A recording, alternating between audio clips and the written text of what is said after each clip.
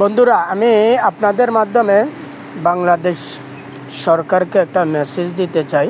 মেসেজটা হলো, আমি একটা ছাগল পালছি। তো ছাগলটাকে অনেক দিন পালার পরে তার মাথায় হাত বুলালাম, তার গায়ে হাত বুলালাম, পিঠে হাত বুলালাম, হাত বুলাইয়ে তাকে পড়াইলাম ABC থেকে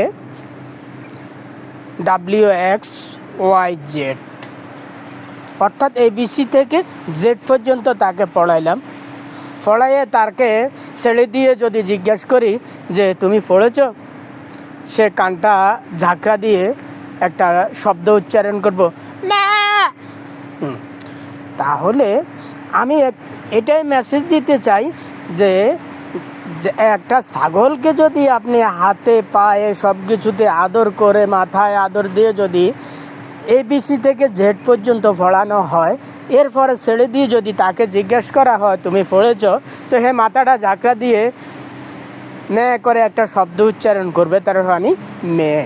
তো হেরে যতই করা হোক, যত কিছুই করা হোক, সে মেয়ে শব্দটাই উচ্চারণ করবে। তো আমি বাংলাদেশের বর্তমান সরকারকে সেই মেসেজটাই দিতে চাই, যারা দেশকে ভালোবাসতে জানে না, দেশপ্রেম কী জিনিস তারা সেইটাই জানে না, তাদের কাছে দেশপ্রেমের কথা বলা আর চিতাখলায় গিয়ে ওয়াজ করা সেম ক্যাটাগরি।